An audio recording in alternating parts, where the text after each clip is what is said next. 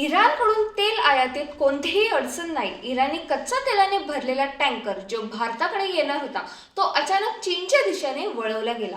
नक्की काय घडलं या प्रकरणात ते सांगते, पण त्याआधी सूनबिडूला नक्की फॉलो करा. सोशल मीडियावर, न्यूजपेपरमध्ये सध्या एक चर्चा वाऱ्यासारखी पसरते की पेमेंटच्या समस्येमुळे इराणचं तेल जहाज भारताकडे न येता चीनकडे वळलं. पण सत्य काय आहे? तर केंद्र सरकारने हे सर्व दावे फेटाळून लावले आहेत. भारताच्या पेट्रोलियम मंत्रालयाने हे स्पष्ट केले की ही बातमी पूर्णपणे चुकीची आणि अफवा आहे. मुळात कच्चा तेलाचा व्यापार हा ऑपरेशनल फ्रीडमवर चालतो. जहाजच्या बिल ऑफ लँडिंगमध्ये अनेक संभाव्य बंदराची नावे असतात.